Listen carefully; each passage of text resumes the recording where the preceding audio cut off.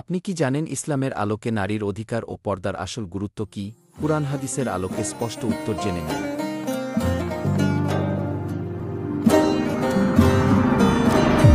আলামান সত্য ও ইসলামের বাণী পৌঁছে দিচ্ছে প্রতিদিন। তাহলে রাসূল বলতেন যে একটা হলেও জান্নাতে যাবে। তার মানে একটা কন্যা সন্তানকে যদি সুন্দর করে লালন পালন করে, ইসলামী শিক্ষায় শিক্ষিত করে, তাহলে এ লোক জান্নাতে যাবে। তবে স্মরণ রাখতে হবে, যেটা যত বেশি উন্নত এবং দ্রুতগামী হয়, তার অ্যাক্সিডেন্টটাও বড় মারাত্মক হয়। আমরা এখান থেকে সৌদি আরব যাব, তাহলে দ্রুতগামী বাহন হলো আমাদের প্লেন।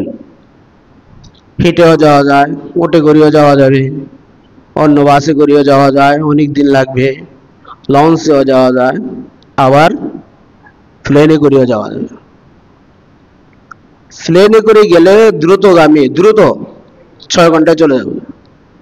আবার অ্যাক্সিডেন্ট হলেও দ্রুত মরে যাবে, বেশি লাস্টিং করবে না। প্লেন যদি অ্যাক্সিডেন্ট হয়, সাথে সাথে মরে যাবে।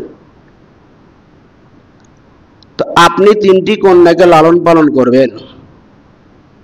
রাসূল এখানে বলছে ওয়ায়ুআদ্দিবুহুন্না, এদেরকে ইসলামী শিক্ষায় শিক্ষিত করতে হবে। যদি ইসলামী শিক্ষায় শিক্ষিত না করেন, যদি অন্য শিক্ষায় শিক্ষিত করেন, আর তাদের চরিত্র যদি খারাপ হয়ে যায়, তারা যদি গুনাহ করতে থাকে, তো স্মরণ রাখবেন আপনার জন্য জান্নাত নয়, আপনার জন্য ওই সময় জাহান্নাম ওয়াজিব হয়ে যাবে। ওয়ায়ুআদ্দিবুহুন্না, এর জন্য ইসলামী শিক্ষা শিক্ষিত করতে হবে।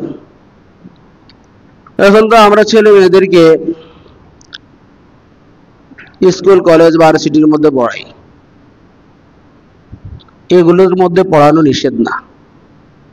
তবে আমি একজন মুসলমান হিসেবে বুনিয়াদি শিক্ষা, প্রথম শিক্ষা কোরআন হাদিস দেওয়াটা দরকার ছিল, কিন্তু আমি দিই নেই। এজন্য তারা মাসআলাও বুঝে না, দিন ধর্মও বুঝে না, কিছুই তারা বুঝে না। যার কারণে বাপের সাথে কি আচরণ করতে হয়, মায়ের সাথে কি আচরণ করতে হয়, গ্রামের মানুষের সাথে কি আচরণ করতে হয়, এগুলো তারা বুঝে না। এই কারণেই বাপ মায়ের উপর তারা আঘাত আর আক্রমণ করতেছে। দেখেন, আপনার মেয়ে ভার্সিটিতে পড়ে,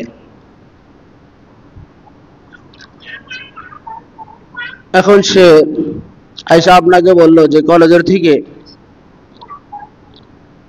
আমরা অনেকজনেই কক্সবাজার শিক্ষা সফরে যাব, তো আপনার থেকে টাকা চাচ্ছে, আপনি টাকা দিয়ে দিলেন। তো সে শিক্ষা সফরে গেল, 5 দিন বয়ফ্রেন্ডের সাথে তারা থাকলো, বন্ধুদের সাথে থাকলো। এই মেয়েটা থাকার পরে শিক্ষা সফর থেকে চলে আসছে। বাড়িতে আসার পরে এখন দুর্ঘটনা, দেখা যাচ্ছে মেয়েটা খালি বমি করে।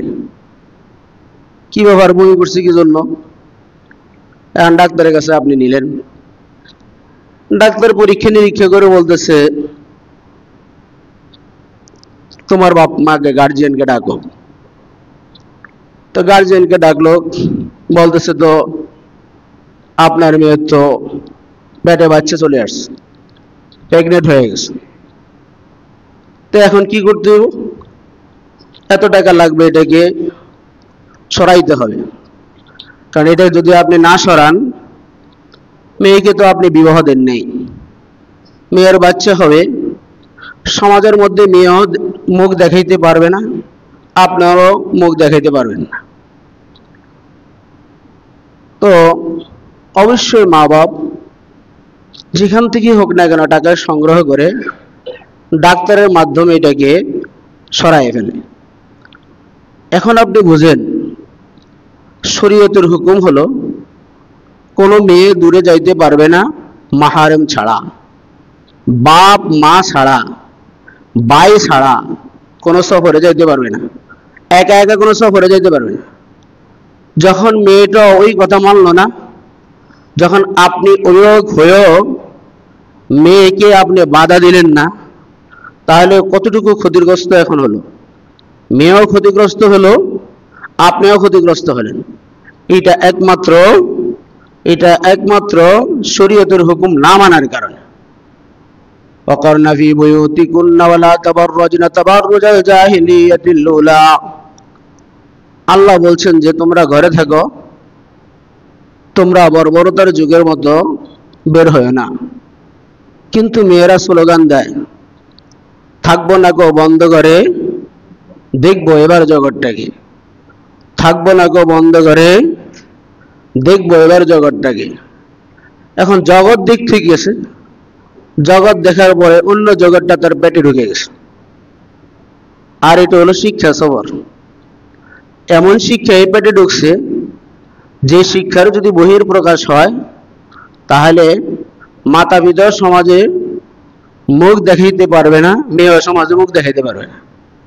এটা হলো একমাত্র শরীয়ত না মানার কারণে, কুশিক্ষা দেওয়ার কারণে। মেয়েটা যদি নাকি আপনার শরীয়তের জ্ঞান যদি মেয়ের কাছে থাকতো, তাহলে মেয়ে কোনোদিন এটা বলতো না যে আব্বা আমাকে টাকা দেন, আমি শিক্ষা সফরে যাই আমার বয়ফ্রেন্ডের সাথে, আমি শিক্ষা সফরে যাই পর পুরুষের সাথে, আমি শিক্ষা সফরে যাই অমুকের সাথে। এটা কোনোদিন বলতো না। মেয়ে মাসআলা জানে নাই, সুশিক্ষিত মেয়েকে করেন নাই, এই কারণে মেয়েটা ক্ষতিগ্রস্ত হলো, আপনিও ক্ষতিগ্রস্ত হলেন। এবং আপনার অধীনস্থে থাকার কারণে, আপনার টাকা খরচ করার কারণে মৃত্যুর পরে আপনার জন্য জাহান্নাম ওয়াজিব হয়ে যায়। তাহলে রাসূল করিম সাল্লাল্লাহু আলাইহি ওয়াসাল্লাম বলছেন ইউআদ্দিবুহুন্না, সুশিক্ষায় শিক্ষিত করতে হবে। অন্য হাদিসের মধ্যে এটাও আছে, ওয়া আহসানা সুহবাতাহুন্না, শিক্ষায় শিক্ষিত করবেন, তার সাথে সাথে ভালো একটা পাত্রের কাছে মেয়েকে অর্পণ করে দিবেন, বিবাহ দিয়ে দিবেন। ভালো একটা পাত্রের কাছে, দিনদার মুত্তাকি ফরেজগার এরকম একটা ছেলের কাছে, যারা নামাজ পড়ে, কোরআন শরীফ পারে, এরকম একটা ছেলের কাছে আপনি অর্পণ করবেন, তাহলে যায়া আপনার জন্য জান্নাত ওয়াজিব হবে। আল্লাহ রাব্বুল আলামিন বলেন যে আয়াতটি তেলাওয়াত করছি, ইয়া বানি আদম ক্বাদ আনজালনা আলাইকুম লিবাসান ইউয়ারি সাওআতিকুম ওয়া রিশা। হে আদম সন্তান, আমি তোমাদের উপর নাজিল করেছি পোশাক, লিবাস, পোশাক। পোশাকটা হলো ইউয়ারি সাওআতিকুম, যে পোশাক তোমাদের লজ্জা স্থানকে ঢেকে রাখবে, যেই পোশাকটা তোমাদের লজ্জাস্থান ঢেকে রাখবে। ওয়ারিশা, এবং সৌন্দর্যকে বৃদ্ধি করবে, সৌন্দর্য বৃদ্ধি করবে।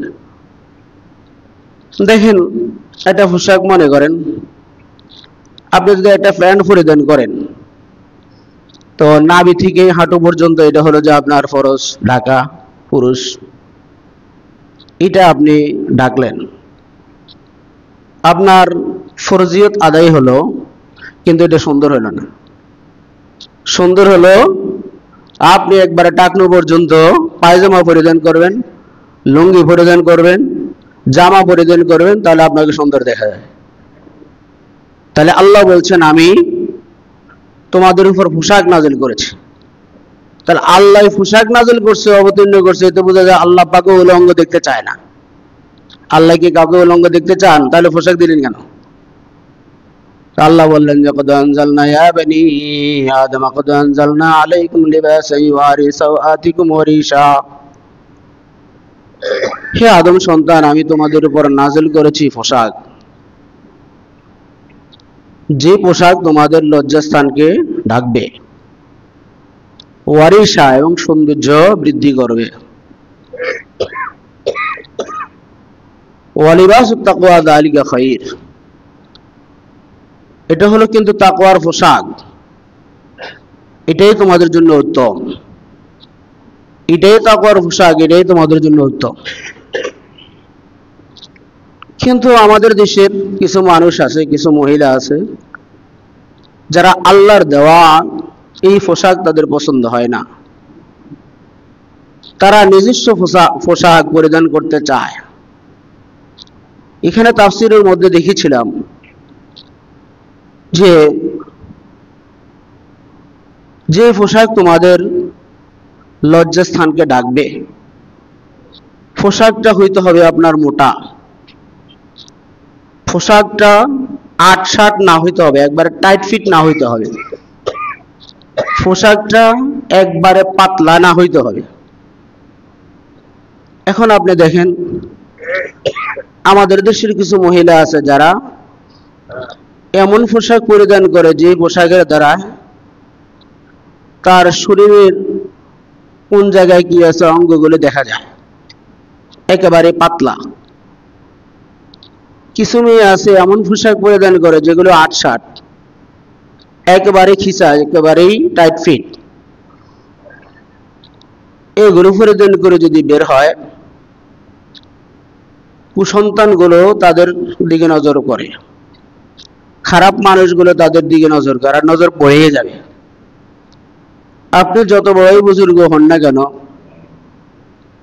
মসজিদে আসার সময় রাস্তা যদি আপনার পিছলা থাকে,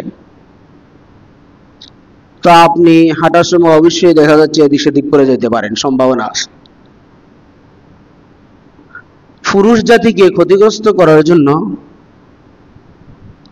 মহিলা জাতি হলো এক নম্বর জিনিস। এই মেয়েগুলো যে আপনার পাতলা জামা পরিধান করে বের হচ্ছে, টাইট ফিট জামা পরিধান করে বের হচ্ছে, এটা কোনো শরীয়তের পোশাক নয়। আগেই বলছিলাম শুধু ফরজিয়ত আদায় করলে হবে না, ওয়ারিসা সৌন্দর্য বর্ধন করবে এই পোশাকও লাগবে। আপনারা যে